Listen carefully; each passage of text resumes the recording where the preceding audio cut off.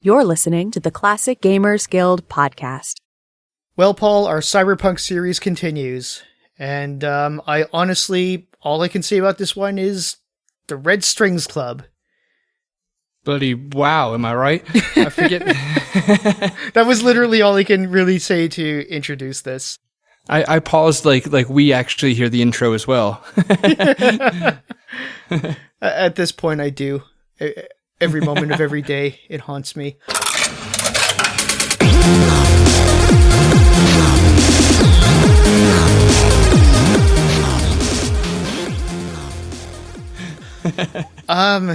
Yeah, so I guess one thing I'll start off by saying is that this is kind of cheating. Granted, it wasn't deliberately cheating. We chose to review this game before either of us actually played it. We just kind of looked it up and said, like, hey, Cyberpunk, that looks classic style. So we decided on it. And playing it, it was kind of like, okay, well, this looks very classically inspired, but it doesn't really play classically inspired. It doesn't really come across like, oh, hey, this is such a throwback game, for better and worse.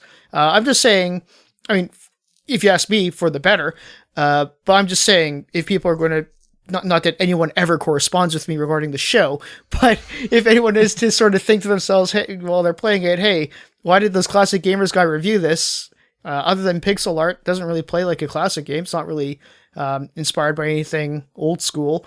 Well, yeah, you got me there, but it's great. It's a really good game. I got to say that, you know, if the aesthetics alone is the only connection to classic gaming, then seriously, it does that even phenomenally enough to warrant us talking about it. Yeah, it really does. And it's, you know, it's a point and click and it's pixel art. So I feel like that blanket statement there covers anything classic style. Cause, you know, we'll pick it apart a little bit, get bloody tucked into this thing. But you know, again, just a point and click at heart. We're literally pointing and clicking with pixel art. That's classic enough. Well, I mean, it's pointing and clicking, but it's not it's not as you would expect from a proper point and click adventure.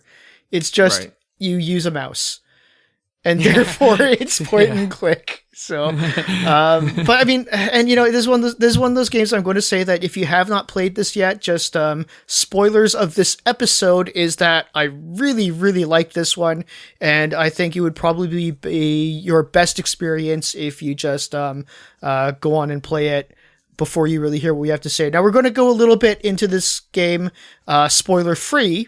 If you do need a little bit of convincing, but I really recommend once we do hit, I'd really recommend you just stop now. But if you really do need that extra convincing, listen for a bit. Once we hit spoilers, tuck and run. Yeah. They're like, buddy, I'm in traffic and this is all I've got to do right now. Please keep talking in a way I can listen to, and we will do that for you.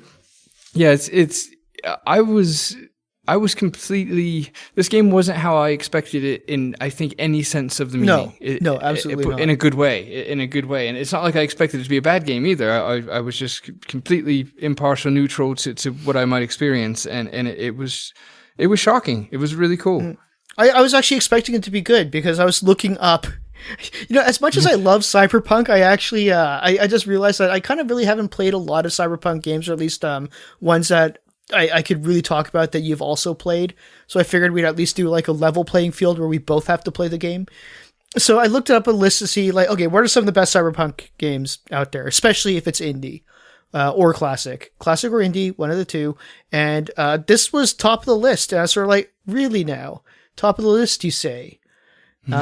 So, I mean, I had high standards. I didn't really go in like, you know, with my arms folded being like, this better be the best ever or anything like that. But, you know, I did go in with optimism saying like, oh, I heard this is really good. I hope this is really good.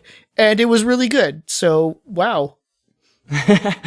Yeah, I was pretty similar. From everything I'd heard, there was definitely some buzz around it. So I was cautiously optimistic, but I wasn't quite I wasn't expecting it to be good in the sense that you were, because I was put off initially just by the idea of like these mini games for puzzles and things like that, where I was like, all right, we'll see. I don't know. I was oddly skeptical going in, I'll say. And all that was kind of, it doesn't matter for naught, because it ended up being really enjoyable. Mm-hmm.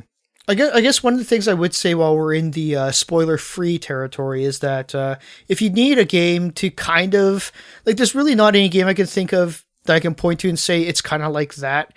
But if you do want sort of in the rough ballpark area, I will point out that I was actually, for the benefit of the listeners, you know this full well, I actually texted you while I was playing this and said, I will bet anything that this is by Lucas Pope, who did Papers, Please.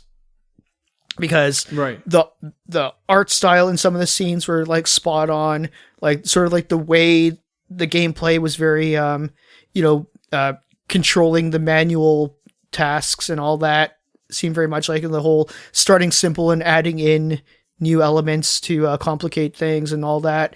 I was so convinced that this was the guy who did Papers, Please did this one.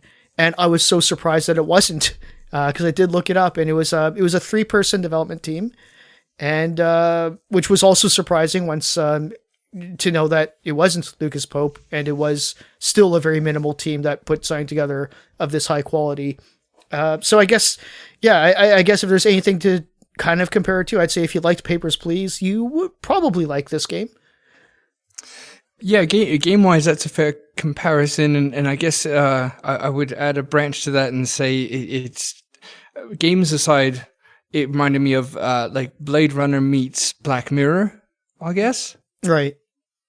As far as the story, yeah, and it very much had the aesthetics of Papers, Please. I was well into that conspiracy theory of yours. Well, I'll go into comparisons and especially contrasts with Blade Runner once we get to the spoiler section. But it will involve mild spoilers, which I'd rather save till then. But if there's anything you would like to elaborate on while we're in the safe space of the show. That's where you can't call me names no more. Or yell text at me. Oh, I can't even cover that because that covers spoilers too. Yeah. Well, that being said, yeah, I guess we should move on to spoilers just so we're both not all hesitant and finicky about it. Just yet. I do want to say one thing is that I guess it's if anyone is already familiar with this game and familiar with a little bit of its criticisms, there's this slight bit of a elephant in the room that you might be expecting us to bring up. This game is it's very inclusive and it deals with various issues of the LGBTQ plus community. I thought it was really well done. I'm very supportive of it. I thought it was great. I think it was awesome personally. Any criticisms that people might have about some of it is not in my realm to comment on. Yeah, I second and third that. I'm too scared to say anything. So I'll just say if you did jump online and see an article that heavily criticizes it, I want to say lambasts it because that sounds like dramatic and what you'd say now, but I'm not confident I know what that means. So if you see this article that really slams it, I'll just simply say that one of the 3 developers is a trans woman.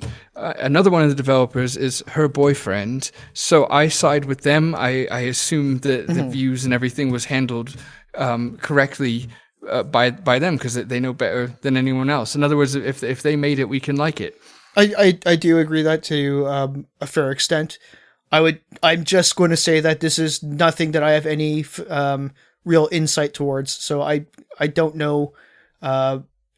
It was pretty much news to me, some of the issues that were brought up. So I don't have any full-formed opinions on it one way or the other, just because of the fact, I'm claiming complete total ignorance on this. I am a 100% straight cisgendered male. I don't even think I have any real say in this. Exactly. Yeah. As we texted last night, nobody wants to hear 2 straight dudes talk about how yeah. That community should feel about things. And I'll leave it on this. I won't go into detail. But hey, everyone likes a little bit of gossip or whatever. There's definitely some intrigue behind the curtains. And again, we are kind of. I mean, if it feels like we're dwelling on this, like we're making it a big deal, we're really not. We're just saying this is just a lot of words all just to come across the point that we're just not going to comment. Okay, so with all that said, I think we will go into spoiler territory now, or at least, not necessarily that we're going to go out of our way to spoil the game. Like, we're going to keep it fairly light, but we're also not going to be as careful about what we say from here on in. Yes, yeah, exactly. Yeah, because, I mean, we'll mostly just be kind of picking apart, how the game was, as we did with Neofeud and most other games we cover. So it's we're not trying to just jump to the last page in the book here on you lot. It's all right. We're really just going to talk about what was cool about it, a few parts that stood out, and the general game mechanics, of which there are quite a few mechanics throughout this game. It really kind of changed it up quite regularly. Yeah, they really did. I'll kind of start on that note with I think I don't want to call them mini games, because it was that phrasing that made me a little hesitant to play the game, because they don't come across. When I think mini game, I think of like mobile device kind of games or whatever.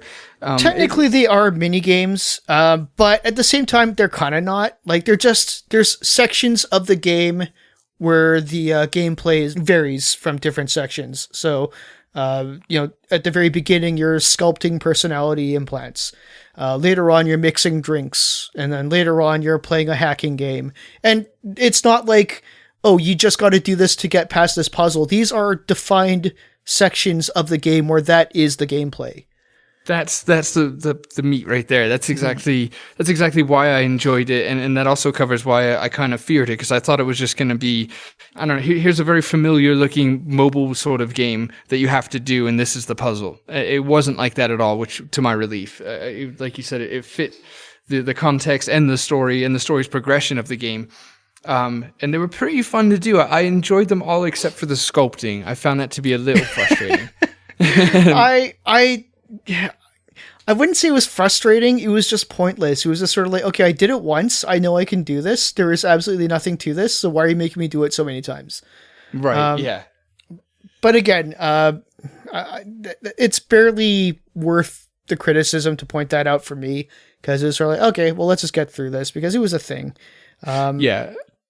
No, I agree, and I should make that waiver real quick too. But at no means that I actually dwell on it or get agitated. I probably just had this again. Like that was the worst it got. By no means.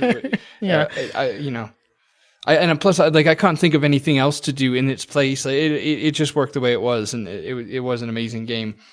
Mm-hmm. Okay, so getting back to what you were saying about Blade Runner, it's kind of interesting because we covered in the Blade Runner episode a couple weeks ago about how it started off. There was one of 3 different random storylines that were determined for you.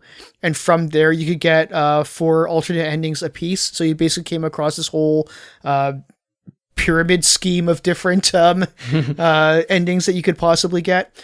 Interestingly enough, this kind of does the reverse approach, where it's very hands-on. You can choose very early in the game which story... It's hard to really describe this, because any way that I try to describe it is slightly off. But basically, at the very beginning, you kind of basically choose certain parameters of the story that's going to take place. And from then on, the second act is basically unraveling the story that you set into motion. And by the end of it, you get the same ending. I did kind of look it up, and it all kind of comes back. Everything comes back in on itself to a unifying ending for the whole thing. So, as opposed to Blade Runner that kind of branched out, this game is all about picking your way to get to the end, which is also really kind of cool, because the game acknowledges this. This is one of the best examples of a self-aware game, and that's almost even a double entendre, because the whole thing about the game, and this is a huge spoiler, is that the AI becomes self-aware and knows everything that there is to know. And what the crucial plot point, I'm going to stress again, this is a huge spoiler, is one of the things they talk about is how the AI's understanding of the world and the cause and effect is so elaborate that they can basically pick an outcome that it desires and know all the possibilities that could lead to that point. So no matter what variables you throw into play, it'll always know how to bring you back to that point, which is basically summarizing how this game works. Yeah, exactly. The game, the AI, it works much like Doctor Strange in the Avengers movies, where it just sees all the possible ways that things could come to an end. But what it does well is, that's a very believable and more than acceptable explanation as to why your random choices will end up there.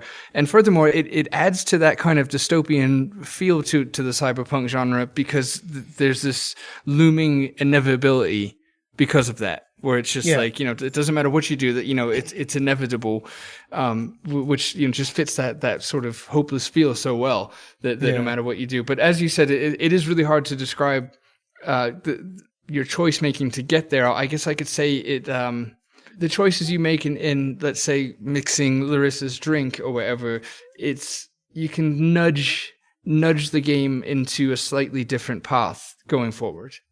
A lot of what determines the story that you have is right at the beginning, where you do the rogue implants on the executives. And basically the very first puzzle that you do is you sculpt these personality implants, and then you assign the right one to the people that need it. And that is very straightforward. There's only one solution each. If you go with the ones that are obvious, they'll come back and say, oh, well, that's what they thought they wanted, but turns out things went wrong. So, what else can you give them? And it'll keep going. Because I played around with this a little bit. It'll keep going until you give them the right one. And since this is the very first time I ever played through it, I was kind of like, well, if you're going to tell me which one I have to give them, then why don't I just watch this on YouTube? Like, where's the actual, why am I going to be playing this? And then right after that, they do, okay, here's the second round of clients that you need to give implants. And then a little bit of a cutscene happens where somebody bursts in and says, like, okay, well, we're going to do things differently now. Here's some new implants. And from this point on, it lets you give whatever implant you want to the next round. These are like the higher up executives of the big mega corporation. And since the game already taught you sort of like to think about what you're giving people and the effects that you could cause, once you get to this point, it'll be like, here's your 3 options. Here's 3 people. Give them whatever you want, and we'll run with it. Yes. Yeah. See, you laid that was laid out really clean. I like that. I feel like I'll muck it up if I elaborate on that. and like I said, from there, like that's kind of like the first act, and from there, the rest of the game is basically unraveling what you've set into motion. So you go through all the rest is sort of a persuasion game. You kind of decide using these drinks to get people into various moods and mental states in order to plug them for information. And the goal is basically just to sort of understand what's going on. And by the time you get to the third act, it's very straightforward from there. You basically just, here's the ending. So much so that the game starts. The very first thing you see in the game is one of the main characters falling to his death. And that's not a spoiler, because that's literally, I think that's probably before you even get to any sort of a menu. They're just sort of like, oh, well, I'm dying now. How did we get here? And, and that's exactly it. Like any choices that you can make are important to your understanding of the game, but it'll always lead to that moment no matter what you do. So it's great. That's cool, because that's a good way to do that. That illusion of choice to an inevitable end is actually really well done because of, like you said, the themes that the game kind of presents to you. I think this is actually probably one of the best, especially off the top of my head, probably like up there with some of the best sci-fi I've actually encountered in a video game before, like ever. Yeah, no, absolutely. And that goes back to my kind of shock towards the game and how much I really enjoy it, because I was expecting, like, best case scenario would be like, just a solid good video game. Mm-hmm. I don't know, 8 out of 9 stars, however that all works. But I ended up leaving 8+ out of 10. I was told there'd be no math when it came to ranking. But I ended up leaving with like an experience. I'm like, shit, this was like one of, like you said, one of the best portrayals of sci-fi, or at least cyberpunk that I'd ever seen. Mm-hmm. And it stayed very true to the Blade Runner spirit of cyberpunk. which I'm sure people on the internet right now somewhere are arguing that was the first cyberpunk thing ever, because people all get weird about what was the first of what. But, point is like, if you've done right by Blade Runner when it comes to cyberpunk, you've probably done a good job. And this game does really takes the infamous notion in Blade Runner of what does it mean to be human. It really takes that and it runs with it, and it kind of expands on that. It's like, let's actually, instead of just talking about that again, let's see what's like on the next page regarding that whole notion. It definitely expands on that, which was a total surprise. Yeah. I mean, and I also have to point out, like, when I say that this is like the best sci-fi that I've played in a game, I have to kind of point out how I basically define the semantics of science fiction, because this is one of those things where everyone has a slightly different working definition of it. I'm sure if you look it up in a dictionary, you might be able to contradict my personal definition, but this is my kind of personal, what I run with when it comes to defining science fiction. And I take it at a fairly literal position, where it's science fiction, as in it's dealing with fictional science. So it takes a scientific theory, a fictional version of a scientific idea, and just kind of explores what happens with that, right? So it's not just like, oh, someone has a laser and pew-pews. That's not, to me, science fiction, right? It's not like, just because something takes place in space doesn't necessarily make it science fiction. It's like, yeah, again, you could sort of twist my words around and say, oh, well, that deals with fictional science. That's not what I mean. I mean, like, the whole idea of the story is to explore a scientific idea that's fictional, basically, but also still kind of plausible. It's just sort of, all this to say that I just have a very specific idea of what science fiction means. And it really is sort of it's not just that it takes place in the future. It was really cool in just sort of coming up with this idea of what could happen, what might happen, and presents to us what they think would happen. Right. No, that's really well put. It's if anything, for the listeners, it's good to know that you hold a very high standard for what you call sci-fi, so that should make the compliments towards the game even higher. In other words, you can't say Space Quest is sci-fi just because it's in space. Let's not dive into that. Just for a loose example, and for people to kind of understand, like, okay, there's actually quite a rules of adhesion to call it that, and this passes that, and ranks as one of the better ones. It just speaks higher for the game. And of course, like I said, I'm not going to disqualify, because you use something like Space Quest as an example. I'm not going to disqualify anything like Star Wars or Space Quest from being technically real sci-fi. I'm not saying it's not real. I'm just saying, like, this is one of the best, because of course you can go into the physics is fictional in this game because there shouldn't be gravity where gravity obviously is, or something like that, right? It's like, well, that's correct, but it's also kind of weak sci-fi if that's the only thing you can really pick up, right? But this one is actually, the entire story revolves around an idea that they came up with, which deals with fictional science, and that's sort of like, that's the science fiction in this is really strong. Yeah, no, absolutely. We got to be careful. You mentioned Star Wars, and that's a great way to get everyone to forget everything in the episode and then argue about the Star Wars thing. I mean, there's that whole argument that there's science fiction versus space fantasy, and Star Wars is more of a space fantasy, whereas something like Star Trek is more science fiction. And well, I mean, I don't want to take a side, is because, like I said, I don't want to spark a debate about this. I'm just going to say that, hey, if you want to stretch the definition of sci-fi to include pretty much everything, go right ahead. I'm just saying that even if by those terms, there's still strong science fiction and weak science fiction. And I just think that Red Strings Club is just like some of the strongest science fiction I've come across in a video game. Right, and for listeners, you should really respect Rick right now, because it takes a lot of self-control to not choose a side. Because what's fun about choosing a side? Well, I've chosen a side. I'm just not going to reveal it verbally. Yeah, and that's tough, because I mean, if you wanted to reveal it, that's where self-control comes in, because it's quite fun to do on a podcast, because nobody can argue back. I mean, we could just bloody take the next 2 hours just driving it home. Damn, now I want to. Now that you put it like that.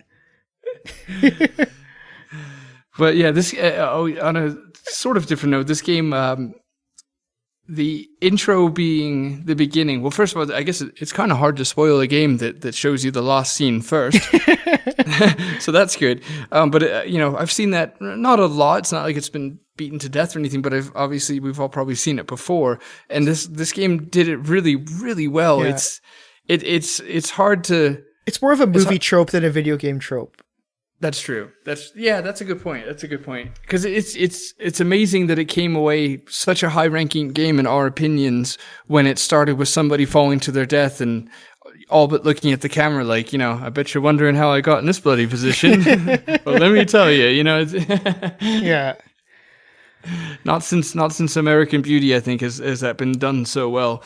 I don't think we're allowed to like that movie anymore. But anyway. Oh, I still do. I don't care what anyone says.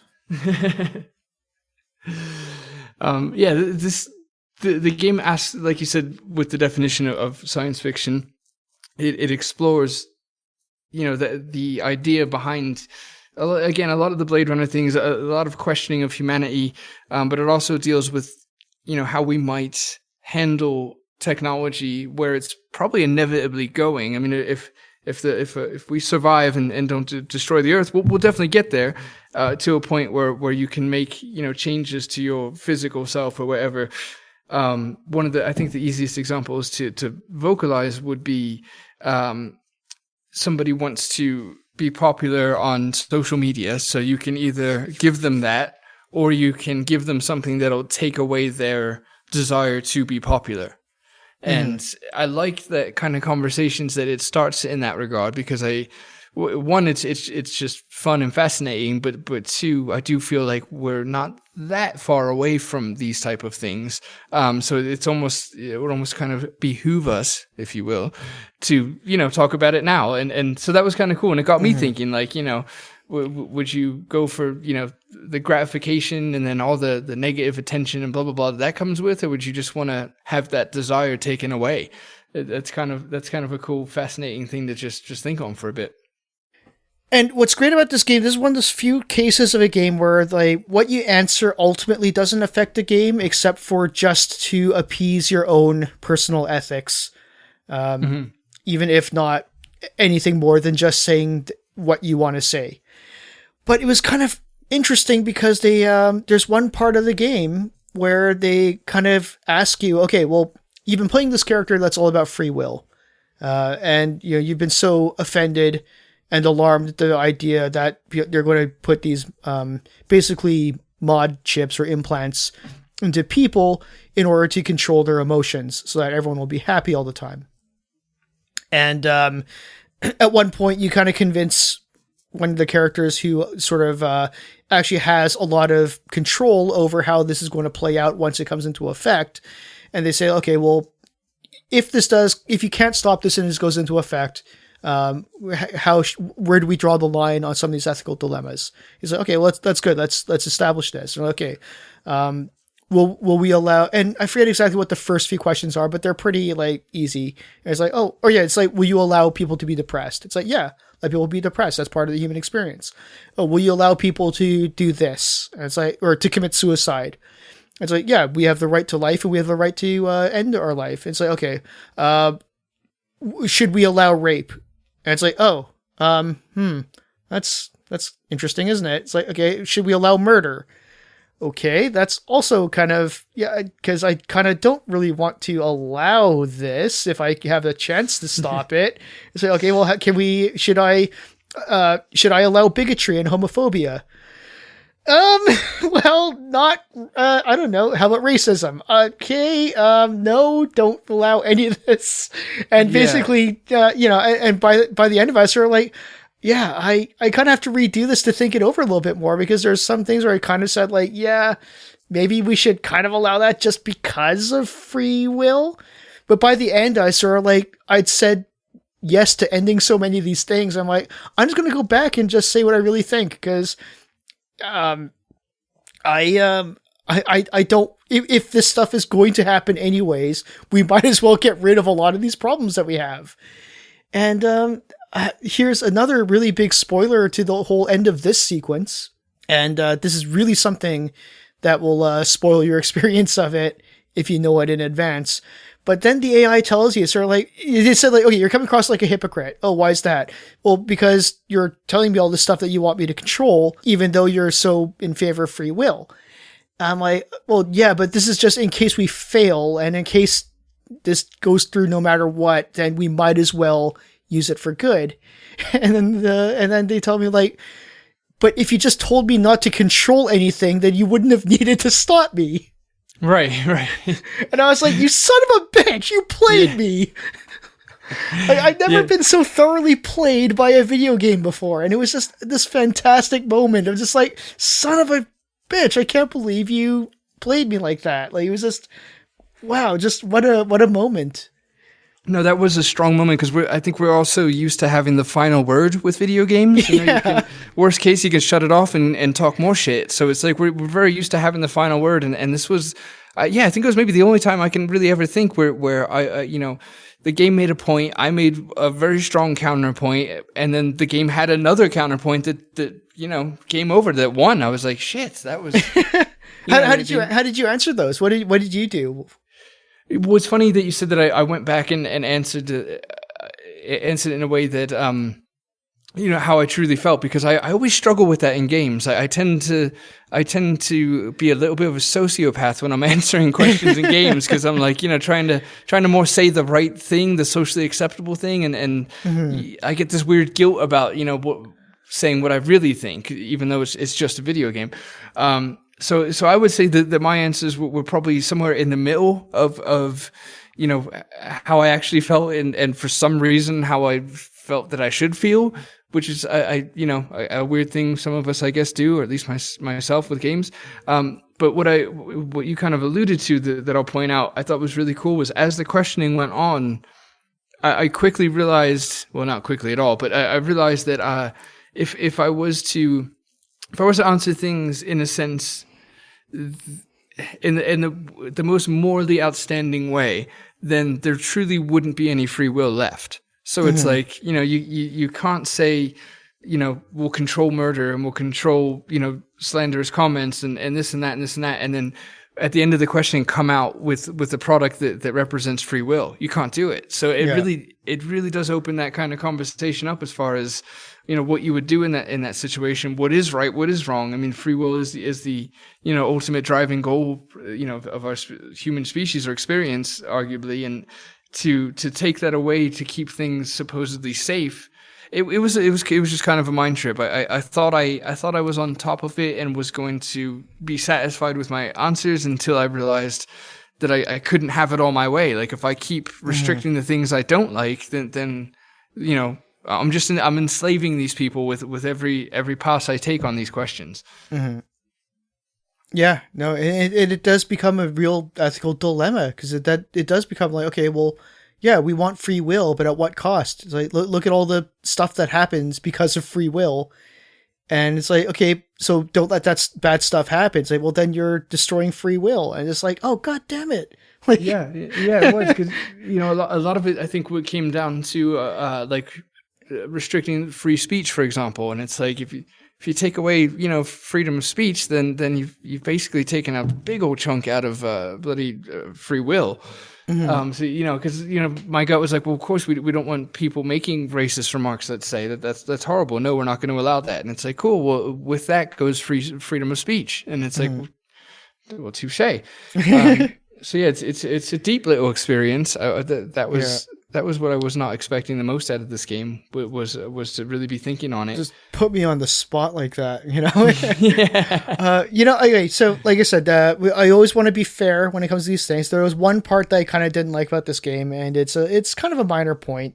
I can't remember if I've alluded to it before on the show, or if I just mostly just brought this up conversationally, but I don't like, because other than mixing the drinks, the middle part of the game is almost visual novel-y, where it's just kind of like a lot of just trying to discover the proper exposition so you can figure things out, which is actually not as bad as it sounds, because they had a really good economy with words. I never really felt like I was overreading or anything was too overwritten.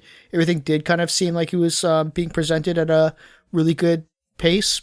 But I just don't like when games will stop in the middle and quiz me on what just happened. And this game does that in the second act, where it's just sort of like, okay, well, now that you've done all that, here's a quiz. How much were you paying attention? I'm like, God, like, that's not... Yeah. I don't like when games do that. And that's the only thing that I kind of say, like, I wish they hadn't done that, but at the same time, it's kind of optional. Like, everything in this game is basically optional. You'll always get to the end no matter what. There is some content that you won't reach if you fail the quiz. But there's also, like, the first couple quizzes, all you really do is get, like, a certain pill that you can use. And I never even used them. So I don't even really know how they would have affected anything. Same, yeah. Yeah, no, I agree. Yeah, I was trying to justify it in my head as you were explaining it, because I don't think I realized it was a little bit of a pace killer, if anything, for me as well. And I was kind of thinking, like, maybe they did that to really ensure that you understand where the game is coming and then where it's heading. But I can't really justify the need to actually straight up quiz us like that. That's why they always do that. Like, a lot of these games that are kind of visual novel-y, or borderline visual novel / adventure games, like Hotel Dusk or Jake Hunter and stuff like that, they do this sort of like stop at the end of a chapter or something. They say, okay, well, let's review what we've learned so far. And then they'll quiz the player on, like, okay, well, who said this? What is this person's motivation? And all that sort of thing, just to make sure that you're paying attention to the story. And it's like, there's better ways to do this. Like, what the best way I've ever seen a game pull that off was the Ace Attorney series with Phoenix Wright and various other cast of characters, where it's just like, they actually turned it into a really fun game to kind of hide how much they're quizzing you. And it's awesome, and it's an awesome game, and the puzzles are great in the Ace Attorney series. It's the stories are fun, and you want to learn more, and you're really excited because you really feel like you're playing the game, even though it's secretly kind of just testing to make sure you're paying attention. Right. Unfortunately, that was the one thing that Red Strings Club, I think, didn't do very well. It really was just a blatant, okay, that happened, here's a quiz, what did you learn? Yeah. I think it was the kind of deadpan, the actual, like, the fact that it felt like a quiz. It felt like I was taking a test. It felt like school, basically. Mm-hmm. And I never did like that whole experience. So yeah, I'll go with that one, or I'll back that as well. And I just have really one critique, and I kind of feel like a bit of a dick mentioning it, because I can't think of a way around it, or a better way to do it, or perhaps more so, I feel like removing it would kind of break the game. It would ruin a lot of the experience. But that being said, I felt at times a little fidgety playing it, and I felt a little like stuck in the scenery. I guess what I'm trying to say is I kind of want to say, like, I didn't feel like there was enough change of scenery in the game. Right. I felt like almost, I don't know, it's a bit melodramatic to say claustrophobic, but to make my point, I'll use that word. Like just a little like, been in this bloody box for a while now, kind of hot in these rhinos. Let's maybe move to a different scene. But again, I can't, you can't just throw other scenes in the game or make them step outside or whatever for no reason. I mean, there's kind of no way around it, and that I'm largely sure it was probably just my personal experience with it. Just getting kind of oddly fidgety, and I say oddly because I was really enjoying myself. So right. I thought it was a little strange. I don't think I've really experienced that many times in life where, like, I'm super content and I'm having a great time, but I also do feel a little fidgety. So that would be probably my only thing is that, there's not a lot of change of environments. There's only a couple of backgrounds, a couple of rooms, whatever you want to call them. Yeah. But that being said, it's also a rather short game. I finished it somewhere around 5 hours, I would say, maybe just a bit under. I looked on YouTube before recording to see what some of the playthroughs were, just to get an idea of, how good or bad I did pacing wise. And it was, one of them was up there for 3.5 hours. The other was up there for 5.5 hours. So anyway, the point is, between a 3.5 and 5.5 hour game, and that's to its credit. Like I really liked that. I mean, they didn't stretch it out just to stretch it out. We covered a lot of this on the previous episode. So if you guys missed that, you could check it out, whatever, to get more into that. We won't do it again. But long story short, it played just perfectly. I'd rather stay edge of my seat for 5 hours than in and out for 8 or 12 or 18 or whatever. So it was a really, I'm saying this is like a pro to the game as opposed to a con, that I really liked how long it was. And maybe it's just like a bloody getting older thing, but I'm really liking these games that play in like 5 hours or so. Yeah. It just seems perfect for me. Like I don't need much more than that. I'd rather get a full experience, in 5 hours than a fragment. Well, I think this game does it really well because you can basically get through it, in an afternoon. And I think what it kind of banks on is, it really invests itself in the story that it's telling. But what that story is, they try to let you discover it. The thing with Neofeud and how I felt it was overwritten was because this was a story that the author really wanted to make sure that we knew everything about. So there would just be like huge sections of dialogue where they're just telling us everything that's going on. For better and worse. Whereas this one is sort of like, okay, I know a story. Let's see if you can figure it out. And so it kind of, the point being that, it was only about 4 to 5 hours. I can't remember exactly how long it took me, but it wasn't very long. I got through it in a day, and kind of a broken day at that. But I could really tell that it's something which I could foreseeably want to go back and play over again. So sure, the game time is only about 4 to 5 hours, but I could play it 2 or 3 times, in which case it would probably, eventually become 8 or 12 hours. Yeah, well, that's a great point, because I could see myself playing this again. Probably one more time, let's say in, I don't know, a year or two, whenever this is old enough memory to kind of get into it again. But I remember, like, when it ended, I was sad that it ended because I was enjoying myself. But I also immediately felt like kind of pumped up and excited to do it all over again. Mm-hmm. As you covered, and we've alluded to that the ending of the game doesn't change, but the story changes. So it's it's not the destination, it's the journey kind of thing. It's like you can definitely, even though the inevitability of the ending, you can still get different routes to that ending. Mm-hmm. And that seemed exciting, especially because the game is based so heavily on moral decisions. So it makes me want to go back and play it again as like a scumbag, for example. Just go and do and say all the worst things. Or the polar opposite, whatever. So yeah, it definitely has replayability. Yeah, I mean, I guess my last word on this is that there is definitely replayability, because there is quite a lot that you might not really grasp, or at least, or I won't put it on you. I'll say for me, there was a lot that I didn't grasp. And the first time I played it, it kind of felt to me like they're going to give me the story. I just was choosing how they told it to me by picking which mood they had to be in.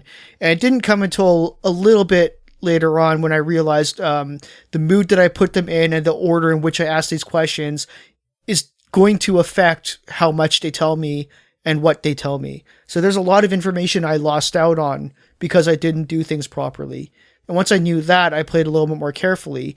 But there's a lot of sloppiness in the first, probably about half of the game that I kind of just took for granted, that, oh, well, all you got to do is get to the end. And then I kind of realized, oh, wait, there's a lot of stuff that I'm probably missing out because I'm not doing it properly. Right. And that's a great point right there, because the game, the first half hour or so, 20, 30 minutes, it starts a little slow. and so many important things happen in that time that for my playthrough, my experience, at about 20 minutes, I probably started getting like a little jittery, a little sweaty at the brow, like, all right, where's this going? And then all of a sudden it just explodes and takes off into a really fun storytelling adventure, whatever. But in hindsight, like you said, played it maybe a little too fast and loose there in the beginning, because I didn't realize that the things I was doing, were going to have consequences and change the story. And if nothing else, the story is minorly complicated, so it lends a lot to watch it again anyway, almost like a confusing film or whatever. Like having seen it loosely played out once, I'm kind of excited to go back and focus on the smaller details now that I'm not grasping at what the big picture is. If nothing else, and just to play that beginning part over again, where you kind of determine the different personalities of the executives and how that'll affect the story moving on. Like, it's really cool that at the very beginning you make these little choices that just have this like big ripple effect for the rest of the game. It'd be really cool that's basically the structure of the game. The first act, you determine the story. The second act, you discover the story. Third act is the same for everybody, but that's the real cool part of it.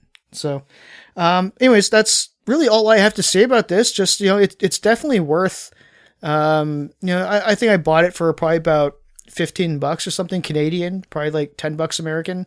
I definitely think it's worth that. I'm sure some people might wait to buy it on sale, but I think, the amount of work that came out of a 3 developer team, I was happy to spend what I did on the experience. Yeah, no, I agree. It's the soundtrack's phenomenal, the art's amazing, but the real standout is the storytelling. They got a really good writer or 3 on that team, because this delves into a lot of really interesting topics, and I think it separates itself from the average good, well-written game, in that sense, just because of what it tries to cover. So yeah, it's really, really awesome. Yeah, definitely get it. I'd probably, if $9.99, I'd nudge you to not get it on sale, get it now, because I always look at it as the more we can try and put in the devs' pockets, the more of a chance we'll get another thing from those devs. So bloody hook them up. Well, if you have played it, or when you do play it, let us know what you thought of it. We have social media presence pretty much everywhere. Facebook, Classic Gamers Guild. We have a page and a group. We're on Twitter at the CG Guild. We're on Instagram at CGG Podcast. And we are, what am I missing? Email. We have an email address. That's mail@classicgamersguild.com. If you'd like to support the show, we do have a Patreon page. We don't really do a whole heck of a lot of updates on there, but we are going to, when we have a little bit more time and remember to do so, we will put some exclusive bonus content up on there for those of you who support us. Even just $1 a month, very much appreciated. So with that said, I hope you give this game a go, because I really do think it's definitely worth your time and money. Yeah, no, I second and third that. And that, by the way, real mint. That was nice and clean the way you just ran through all that. I'll try not to muck it up. Let's just keep moving forward. Keep saying words till you remember what you're saying. Just go ahead and bloody smash that like button. Subscribe. What's up, guys? Sorry. been really working on my YouTuber personality. His name is Tyler. He likes Skittles and Mountain Dew. But bloody, you don't do murder unless it's Tyler.